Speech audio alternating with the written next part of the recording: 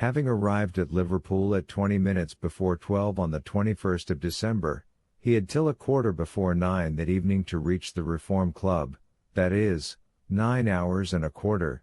The journey from Liverpool to London was 6 hours.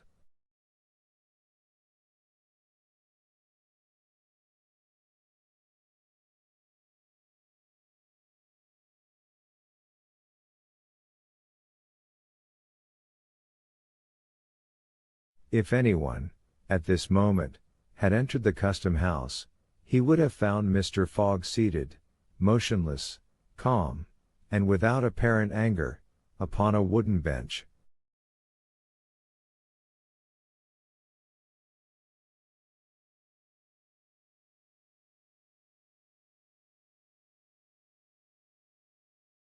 He was not, it is true, resigned, but this last blow failed to force him into an outward betrayal of any emotion.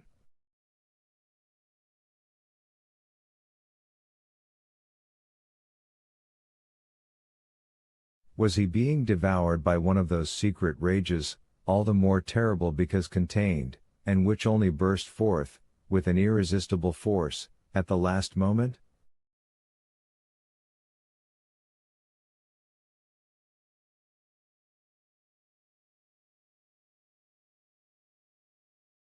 No one could tell. There he sat, calmly waiting, for what? Did he still cherish hope? Did he still believe, now that the door of this prison was closed upon him, that he would succeed?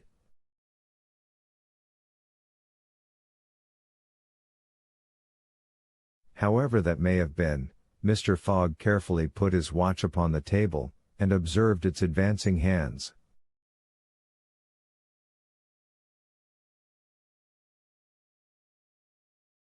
Not a word escaped his lips, but his look was singularly set and stern.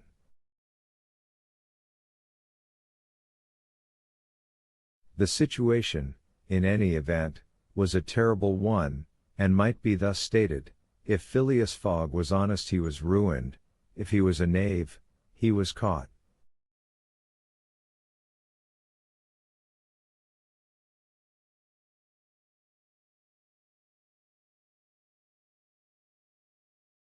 Did escape occur to him? Did he examine to see if there were any practicable outlet from his prison? Did he think of escaping from it? Possibly, for once he walked slowly around the room. But the door was locked, and the window heavily barred with iron rods. He sat down again, and drew his journal from his pocket. On the line where these words were written: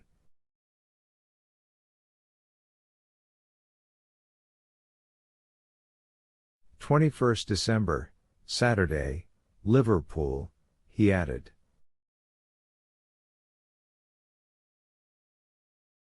"80th day, 11:40 a.m., and waited." The custom house clock struck 1. Mr. Fogg observed that his watch was 2 hours too fast.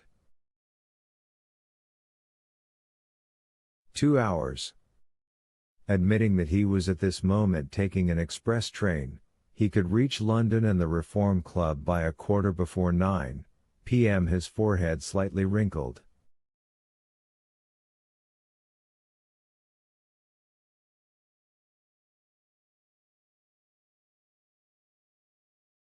At 33 minutes past 2 he heard a singular noise outside, then a hasty opening of doors. Passepartout's voice was audible, and immediately after that a fix.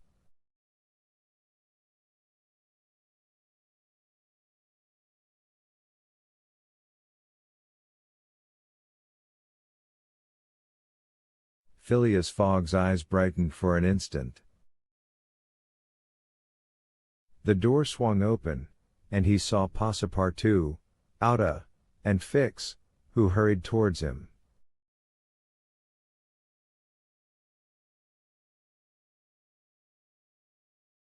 Fix was out of breath, and his hair was in disorder. He could not speak.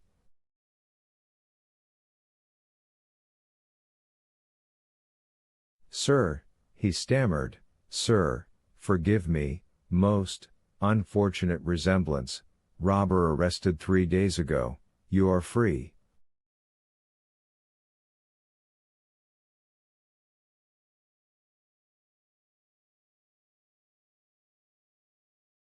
Phileas Fogg was free.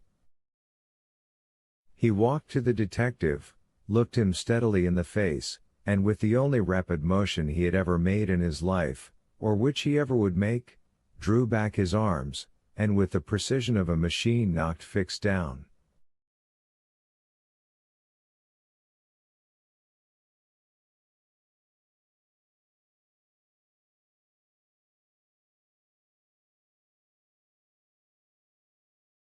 "Well hit!" cried Passepartout, parbleu. "That's what you might call a good application of English fists."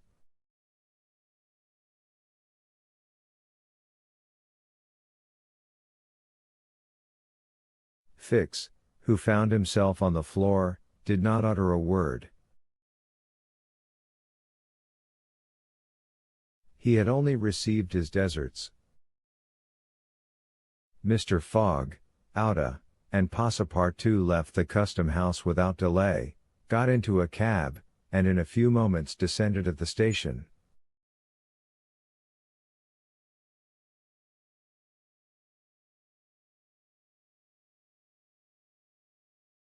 Phileas Fogg asked if there was an express train about to leave for London.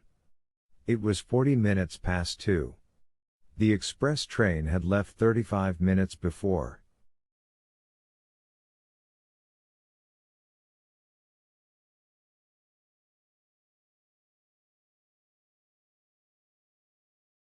Phileas Fogg then ordered a special train. There were several rapid locomotives on hand, but the railway arrangements did not permit the special train to leave until 3 o'clock.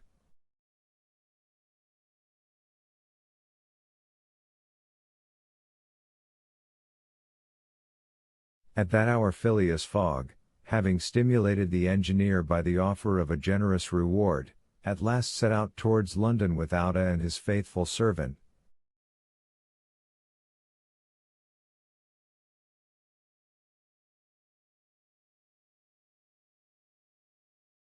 It was necessary to make the journey in 5 hours and a half, and this would have been easy on a clear road throughout.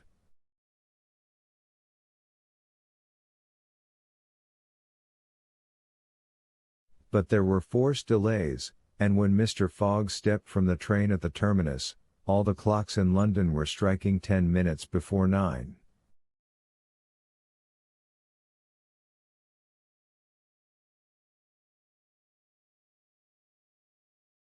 Having made the tour of the world, he was behindhand 5 minutes. He had lost the wager. Chapter 35, in which Phileas Fogg does not have to repeat his orders to Passepartout twice. The dwellers in Savile Row would have been surprised the next day, if they had been told that Phileas Fogg had returned home.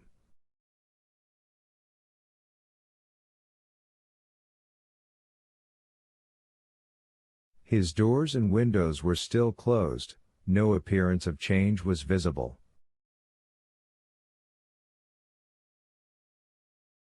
After leaving the station, Mr. Fogg gave Passepartout instructions to purchase some provisions, and quietly went to his domicile.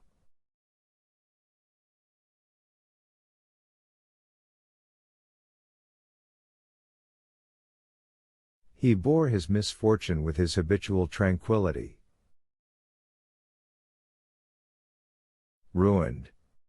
And by the blundering of the detective. After having steadily traversed that long journey, overcome 100 obstacles, braved many dangers, and still found time to do some good on his way, to fail near the goal by a sudden event which he could not have foreseen, and against which he was unarmed, it was terrible.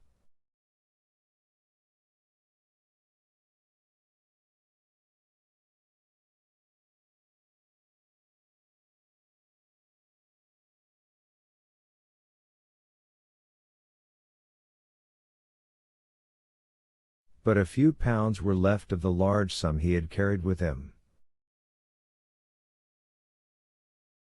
There only remained of his fortune the £20,000 deposited at Barings, and this amount he owed to his friends of the Reform Club.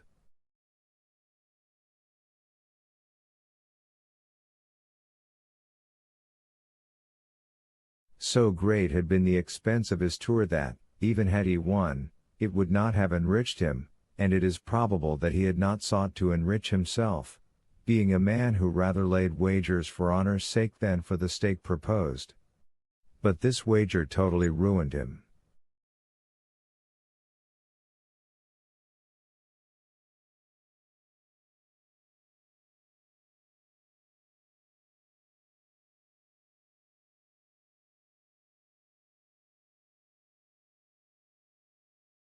Mr. Fogg's course, however, was fully decided upon. He knew what remained for him to do.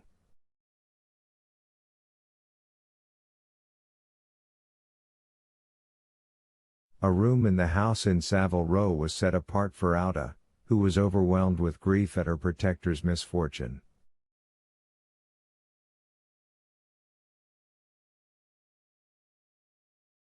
From the words which Mr. Fogg dropped, she saw that he was meditating some serious project.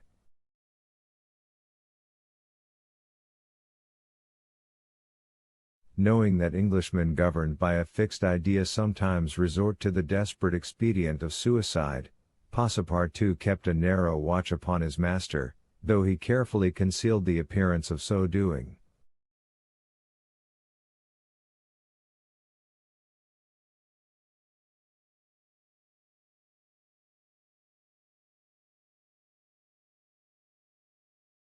First of all, the worthy fellow had gone up to his room, and had extinguished the gas burner, which had been burning for 80 days.